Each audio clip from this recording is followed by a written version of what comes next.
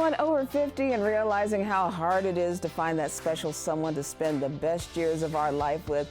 Coming up on Inspire, a discussion on where to go, what to say, and how to find love after 50. Stay with us.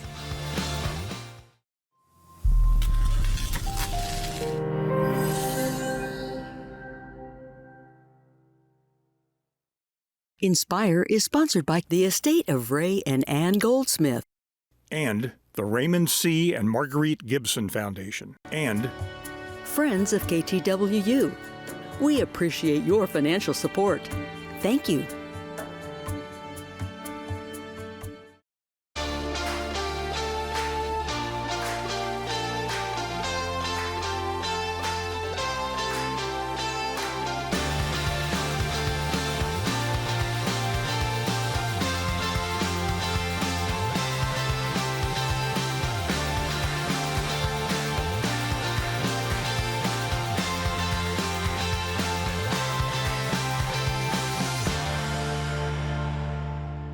Hello and welcome to Inspire. I'm so excited to be here with my lovely co-host, Betty Lou Pardue. Remember when we were younger and there were plenty of options of men to choose from, exchanging those numbers, feeling excited about upcoming dates, and spending time with someone who was hopefully deserving of our time? Indeed, Danielle, those were the good old days. And remember, I just think back when I was 40, I thought, you know, these possibilities are endless. But now, golly, so much has changed. Some have been divorced, some are widowed, some who are now ready for commitment. Where do we begin? Here with us today to discuss where we begin and where we should go, what we should say, how we could get back out into the market of finding that special someone is Genevieve Grisset, Vice President of Public Relations and Communications for the Matchmaking Company. And she's participating from London. Yay. And it's well into the evening for you, Genevieve. Thank you for joining us this evening. You're very welcome. Thank you for having me. I love your accent. Let's just start with that. And talk to us about, for people over 50, where do we begin? Well, the first thing we begin with is understanding what dating is all about now. Because I think for some people, they haven't dated perhaps for 10 years, 20, 30 years, perhaps not even in this century, which is really quite scary when you think about it. So I think the first thing you need to understand is, what do you want? Relationships don't come in two flavors anymore. It's single or in a relationship.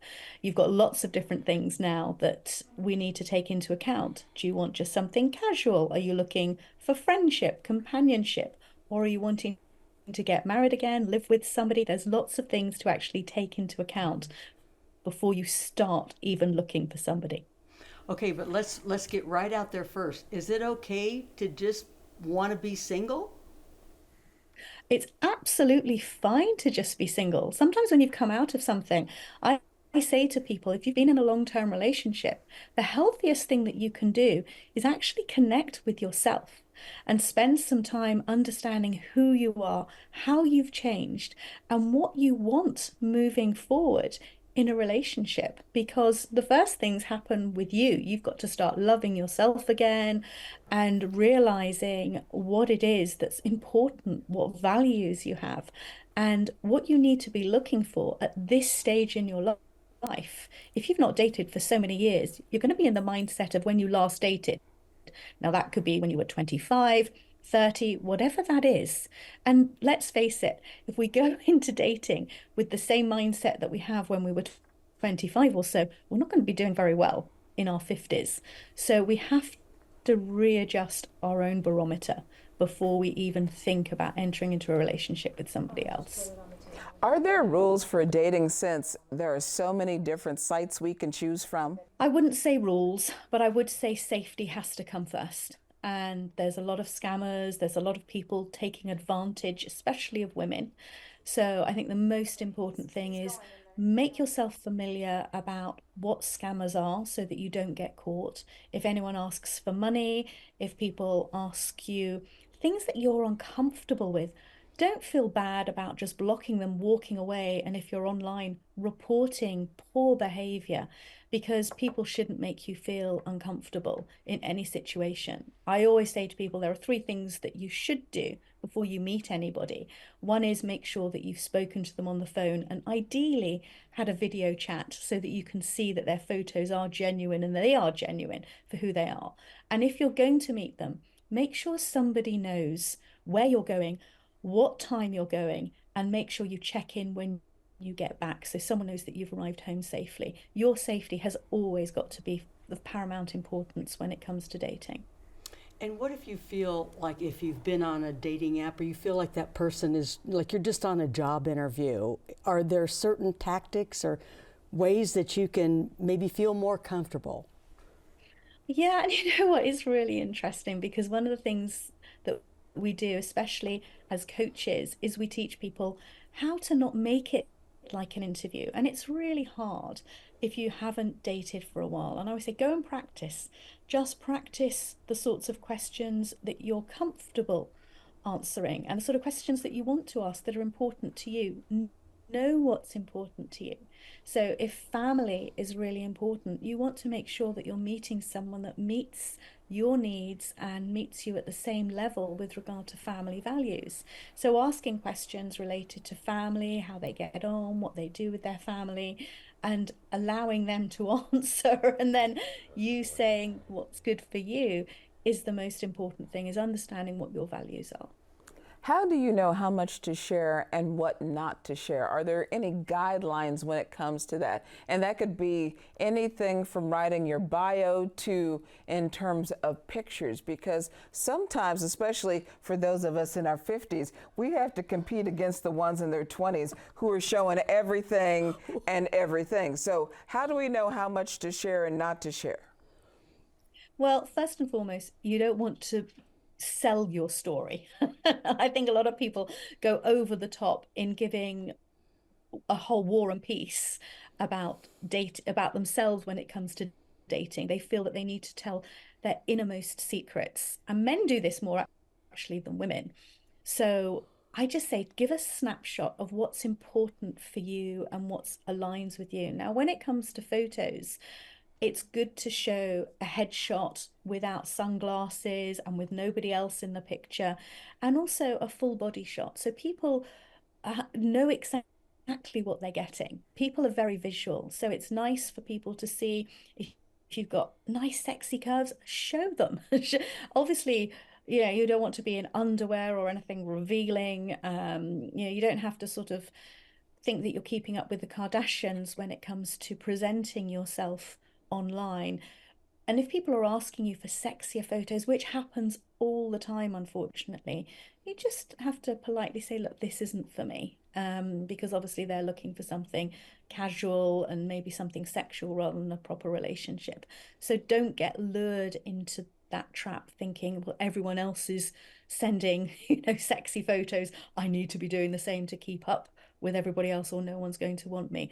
The right person will want you for who you are, and it's important to remember that. But you do want to share a current photo. I would just like to put that out there. Don't share something from like back in the 1960s. I just wanted to put that out there.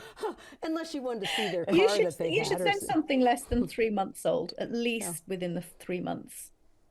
Yeah. We just had a show here in the U.S., The Golden Bachelor, so he was 70.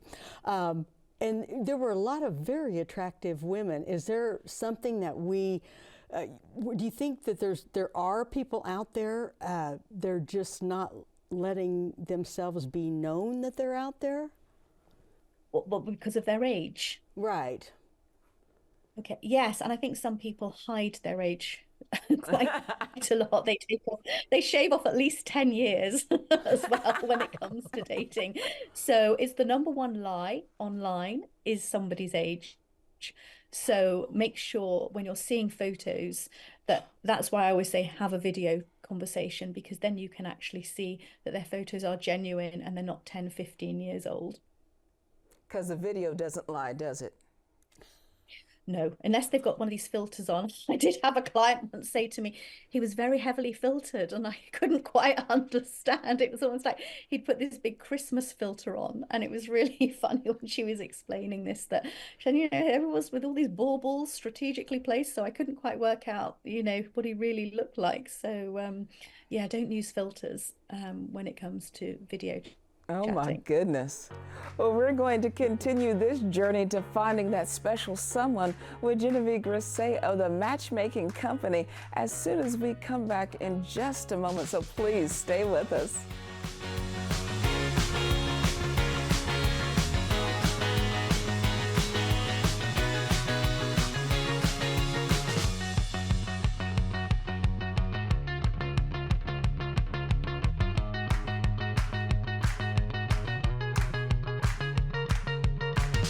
We're back with the beautiful Genevieve Grisset, all the way from London. And we've been talking about dating after 50. And it seems like it's the same in London as it is here stateside. And as I said earlier, when I was in my 40s, it seemed like, there was no problem. There were men everywhere. But then as I've gotten older, it just seems that there are fewer and fewer, and I'm thinking, are they married? Or just decided to take themselves off the market? Any insight into that? Well, I think it changes constantly. I think there are a lot of men online. In fact, statistically, there are at least 20% more men online than there are women. Wow. So online, there seems to be a heavier presence of men than there are women, which is often why, if you're a woman and you go online for the first time, you're bombarded by all this male attention. But I also think that often what we're seeing is online, 50 to 60% of them are in relationships. So they're looking for something extra. So we have to be mindful of that it's not just men that are single and looking and available to actually have a relationship that are online. So you have to be very careful that someone that you're talking to is really single and available to date. Are there any red flags to give us some clues as to whether or not these people are actually available, or maybe they're looking for as we talked earlier, a situationship? Yeah. Well, the first thing is ask them. Men don't often lie about that if you ask them directly and say, are you looking for something casual, or are you looking for a committed relationship? And the other thing that you can ask them is, does anyone else think that they're in a relationship with you? Because not necessarily ask them if they're single, but asking if anyone else thinks that they're in a relationship with you will make them think differently. So it's harder for them to lie about that particular thing. If they stumble, if they're are not sure, then you know that you're not going to be the only person that's getting their attention. And as far as the red flags, I mean, if you're just really don't want to go online, is there still any way out there that you can, just get an introduction through friends? Is that still the best way? Well, friends has different connotations that can be quite challenging, because they might think that they've got the perfect person for you. You may not hit it off or feel the same way, but you might feel forced into meeting those friends and perhaps having what I would call a situationship with them, because you don't want to upset your friends.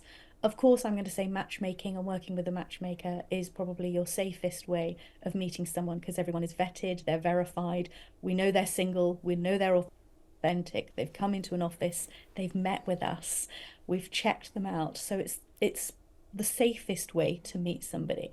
But if you are going it alone and you're trying to find somebody on your own, then there's all other sorts of ways. From pickleball seems to be quite popular, other sports, because that seems to be where a lot of the guys hang out, is when it comes to sports.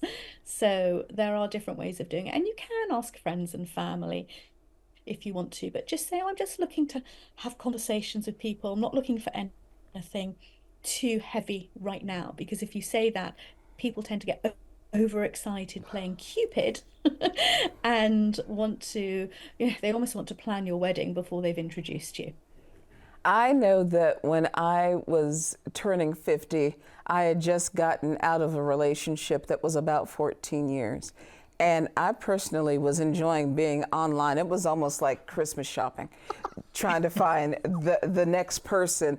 And so if somebody is trying to, kind of shop around, as it was, because Betty Lou and I were hanging out, in my pool area, and we were looking at guys together. It's like, oh, this is a fun kind of thing. So if somebody wanted to utilize a matchmaker, talk to us about the process. What happens when we want to contact you? What do you do? Well, the first thing is you'll get to speak to one of our client advisors who will sit down and spend a good hour and a half, 2 hours with you, understanding who you are and what's important to you and what you want to get out of the process and what type of relationship you're looking for. So you have a really good conversation with one of our team. From there, you get moved into our matchmaking team, and they look after you to get you ready to date, to start making some introductions and get you out meeting people. We've also got a coaching team that if you need that extra support and you need maybe a little bit of coaching, confidence, understanding how to date again, if you haven't dated for a long time, then our coaches are there to support. So it's a 3-phase process for people. One is, the first step is to really understand what it is you're looking for. The second is, let's get you dating. And if you need it, we've got coaching that's there to support you and enhance that journey to make sure that you're maximizing every opportunity that's put in front of you. Okay, so you're in London, and I know that there are matchmaking services here stateside. So how do we find somebody that we can trust as far as being a matchmaker? Well, I think you need to look at, there's the Global Love Institute, and all of our matchmakers are certified through the Global Love Institute. All our coaches are certified as well. I think working with a company that's reputable, that's got the accreditations that are needed to be matchmakers is really important. Anyone can set up a matchmaking service, but to work under, the code of ethics and standards, and also go through, it's quite a heavy certification process. So to go through all of that, there's a level of commitment and there's a level of professionalism and understanding. It's not just somebody thinking, oh, I'll give this a go and, see what I can do. Matchmaking seems fun to do. It's one of the hardest jobs in the world because you're dealing with people's emotions when they are at their most vulnerable. Mm-hmm. Well, and I'm sure you've had a lot of successes in your job. Talk about that. Oh, successes come every day, which is wonderful. We call them happy holds. We've got 40 different offices across the States, and all our teams of matchmakers just get so excited across the platform whenever they get a phone call to say, hey, I've really enjoyed meeting somebody. I'm going to put my membership on hold. We're going to explore this. Literally, I am seeing those coming through every day from each office and from each of the matchmakers. So it's really wonderful that we're getting constant successes, we're getting marriages, we're getting babies. It's the most rewarding job. It's the hardest, but it is the most rewarding as well. Well, Genevieve, thank you so much for sharing your wisdom with us today. And I hope it does encourage people over 50 to really go out there and try, because there's a lot of people who are looking for, maybe a dating relationship. Maybe they're looking for a situationship. Maybe they're looking for a loving, committed relationship, and they can find all of that so they don't have to limit themselves. So thank you for helping us and giving us your wisdom today. Thank you for having me. Hopefully, we've been able to provide some beneficial information for those single ladies watching us on Inspire. We'll be right back after a short break.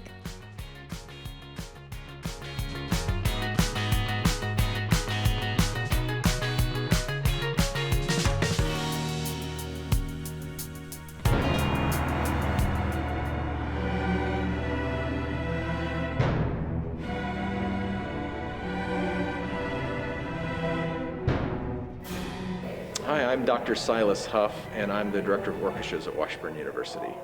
I Heart Cello Day is a day developed by Professor Aaron Renier that celebrates the cello and cello pedagogy and cello music Yes, I am the creator, crazy person behind this event day. Started way back in 2015. I really felt it was important to do something with the community. Cellists are by nature very personable and love to socialize and be with each other and play music. And I do a lot of arranging of music, and so I thought February is a good time because it's kind of at the end of the winter and people are wanting something to do and want to be able to have time together. So I thought, okay, I'll create an event day. It's an opportunity for cellists of every age, from as young as 5th and 6th graders all the way to adult professionals. They get together, they talk about the cello, they play music together, and then the culminating event is a big concert in which they all play together. So today, for example, nearly 150 cellists played in a concert together.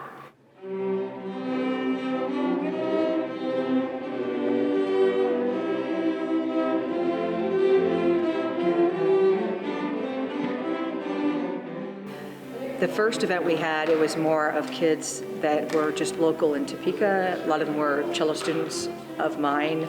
Then it grew to kids from Lawrence, and then now it's kids from Kansas City, Salina, Emporia, Manhattan, and all over Northeast Kansas come in for the event day. And we have a lot of professionals that actually come in too as well. So I think the children get to see adults playing their instrument, and I'm hoping that it's an inspiration to them. They get to see people doing what they do, but very, very well. And I think for the adults, it's really nice to see a new generation of cellists coming up. At first it is intimidating, but they're really supportive. If you make a mistake, they won't just call you out. They try and actually help you. I just get to meet a lot of new people while doing something we all love to do. And it's really awesome to see when we come together to play and we're all on the stage together. It's a gigantic group, but the music is beautiful. And so I really like playing with everyone.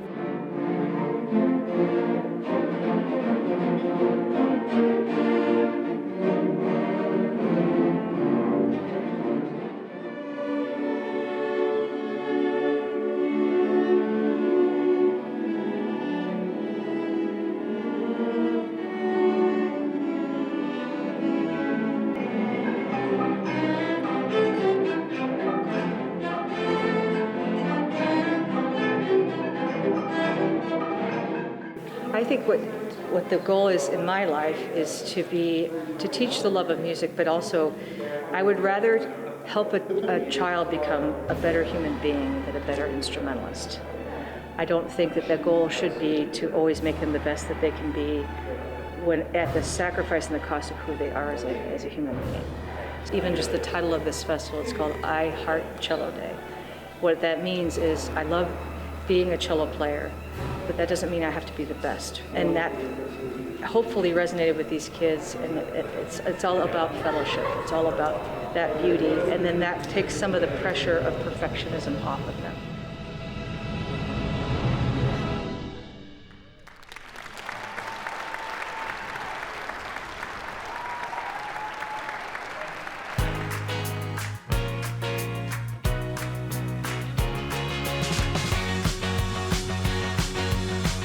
Well, it may be a relief to hear that finding love after 50 isn't hopeless after all.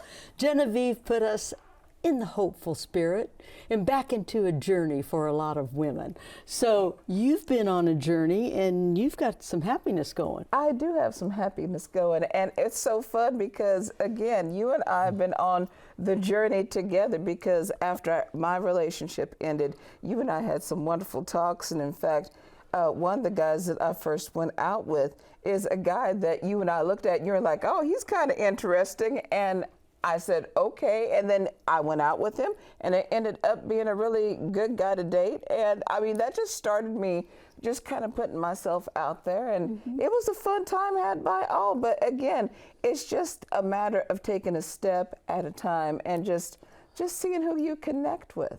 Well, and that's another thing about it. Sometimes, like, you think you're one thing, but your friends see you in a different light. Exactly. So maybe, because you had passed over him and I was kind of reading a little bit about him and I thought, ooh, he kind of matches with you.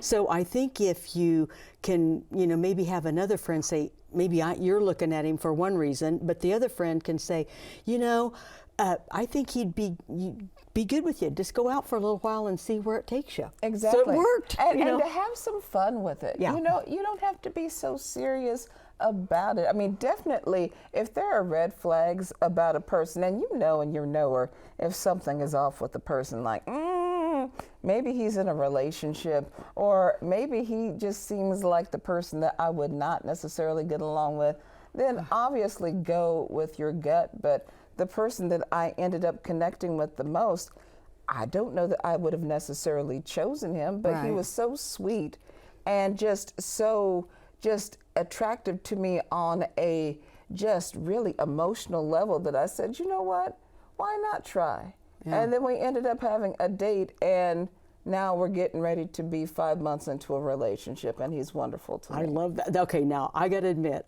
the whole dating service thing. Remember before COVID, in the backs of the airplane seat, you could read the little American Airlines or whatever, and they would have matchmakers in there, along with the plastic surgeons and whatever. And I'm thinking, gee, what about a matchmaker? I never thought of it, but she kind of made it sound interesting. Yes. I'm sure it's expensive, but if you really are serious, that might be the way to go. Absolutely. Or maybe you could use a friend who knows you probably better than anybody to actually be the matchmaker for you. Somebody that you trust, who actually has, you know, your best at heart, you know, who could walk you through the process, you know, but that's a lot of trust to put in a person. Yeah. I love your story. Well, that's all the time we have for today. If you're still out there, still trying to find love, hopefully today's discussion provided some good tips and inspiration to continue on your journey. And as a reminder, you can watch this program again at watch.ktwu.org. And if you're so inspired to learn more about our guests, find out what's coming up on future shows, and get access to additional content, be sure to visit our website at www.ktwu.org/inspire. Inspiring women, inspiring the search for that special someone, inspiring you on KTWU. We thank you for watching.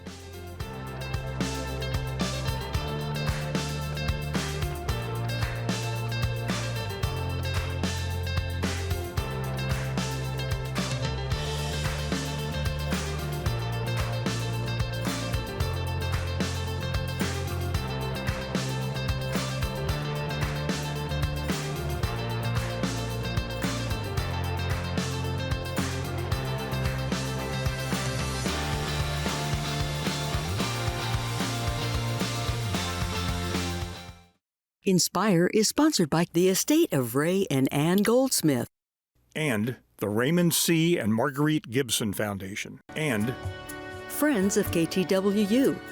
We appreciate your financial support. Thank you.